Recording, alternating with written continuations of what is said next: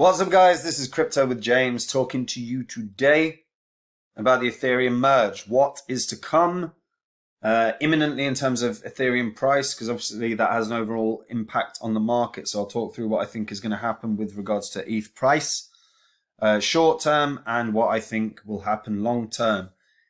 Guys, Ethereum impacts the whole market, so this is a video you're going to want to pay attention to.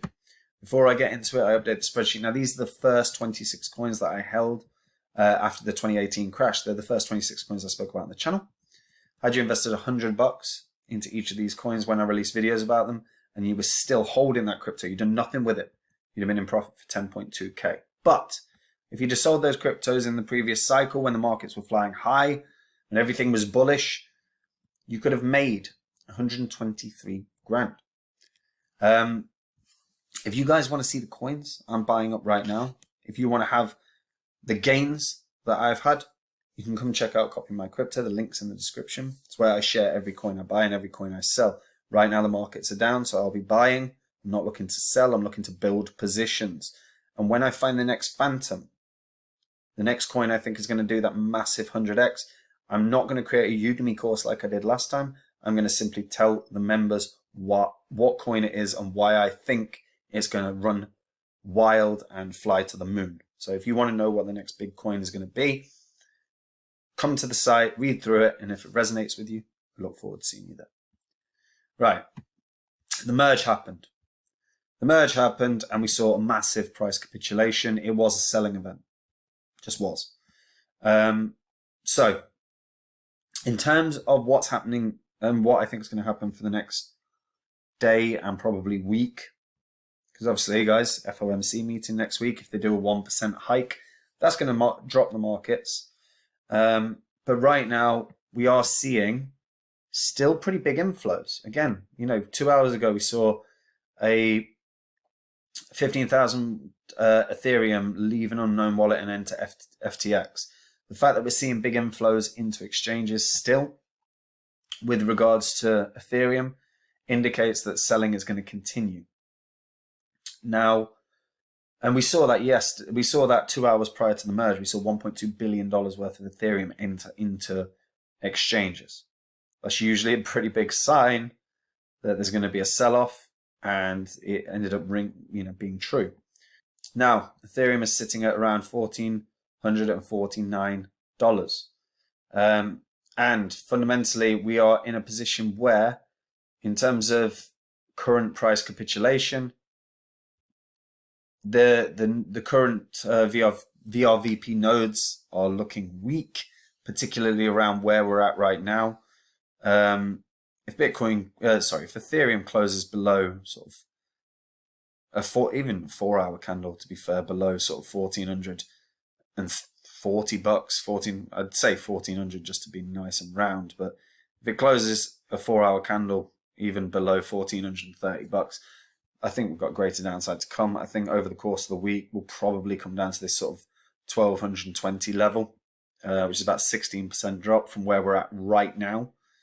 And this is the thing, the fact is, and it's worth keeping an eye on Whale Alert. And Whale Alert are pretty good, to be fair to them.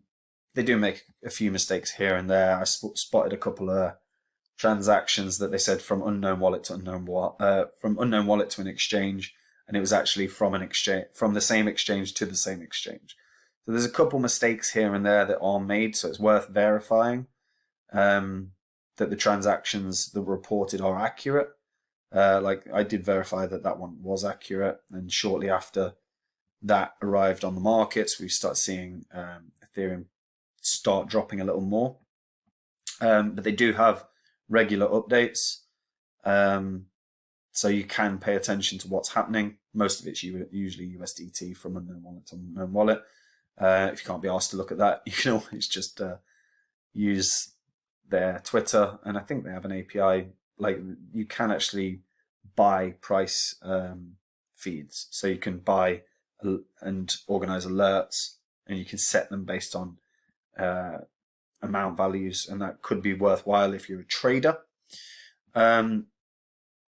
But anyway, yeah, so Ethereum in the short term looks like it's set to capitulate a little more, probably down to the 1200 region.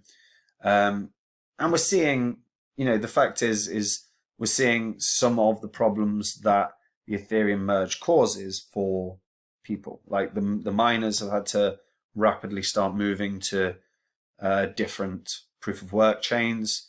So we know in the past sort of week we've seen Ethereum Classic pick up a lot of miners. We've seen Ravencoin pick up a lot of miners as well. I believe we've seen Ergo pick up a fair few miners as well. Because you can't just waste your money. Like, people have spent thousands and thousands and thousands and thousands of dollars on this mining gear. So, it needs to be utilized.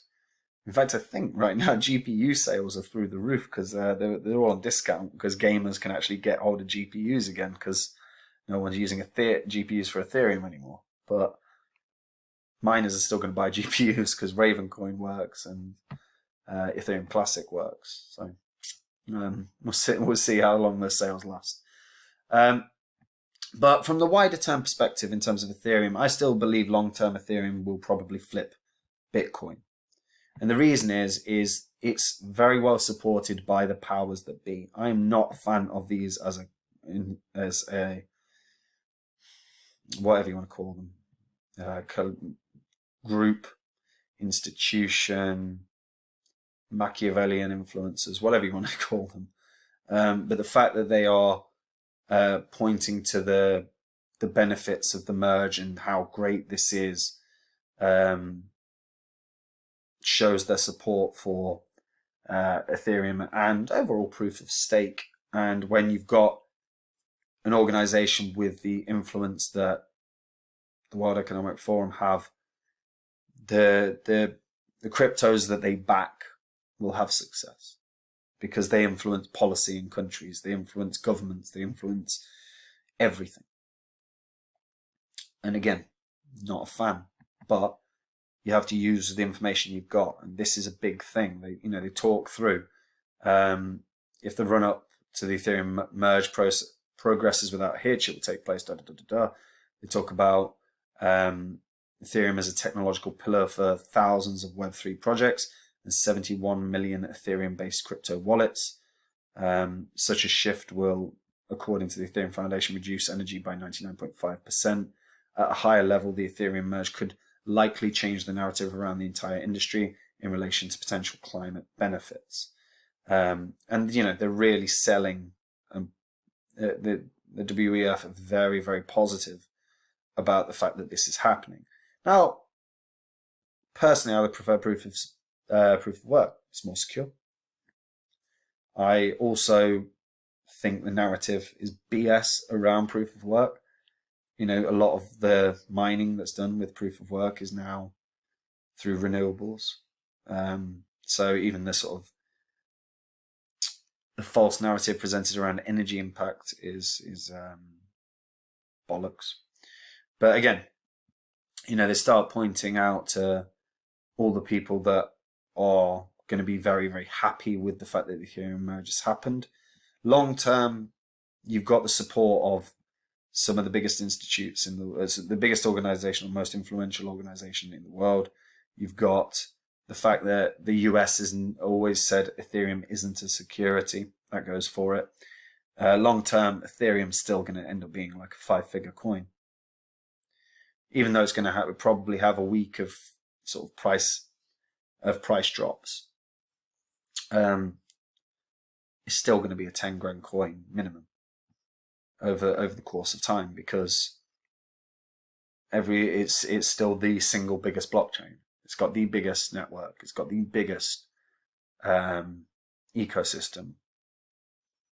It's the daddy of smart contracts. It's the biggest. It's the first, and fundamentally, it's backed by the people that can shape the future of crypto. So long term, it will still be massively successful, even if short term it experiences some pain as a result of investors and traders doing a little bit of a sell-off or shorting it. But yeah, 10k for Ethereum seems logical. Were Ethereum hit 10k, That would put it at a market cap of 1.2. 1.2 billion. Trillion. Sorry, 1.2 trillion dollars. So can it flip Bitcoin on 10K? Probably not. But if it hits 20K, it could flip Bitcoin because that'll be 2.4. And if Bitcoin hits 100K, Ethereum would have to hit a little more, around that sort of 18,000, 19,000 region per coin. I can still see that happening. I still think long term it's going to be a massive winner. It's just, like I said, short term, probably some pain ahead. And if you're an Ethereum holder, as long as you've got the long term view, you're going to be fine.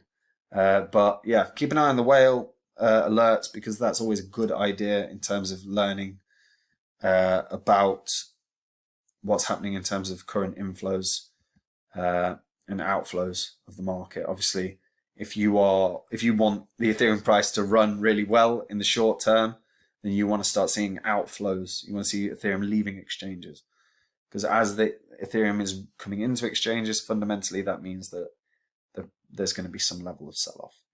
But we'll see. It's going to be a very, very interesting time. It's nice to have the merge done. It's been hanging over everyone for so bloody long at this point. Yeah. And that's it from me, guys. What do you think? What do you think Ethereum can drop to in the short term? What do you think Ethereum can hit by the peak of the next bull cycle? Let me know in the comments down below. Like the video, subscribe to the channel, and hit that bell notification so you know when new content is coming out. And guys, if you want to see the coins I'm buying up right now, if you want to make the same gains I've been making, come check out Copy My Crypto. Links in the description. It's where I share every coin I buy and sell. Phantom is at the top of this list because I did create a Udemy course about it. I said it was going to 100x.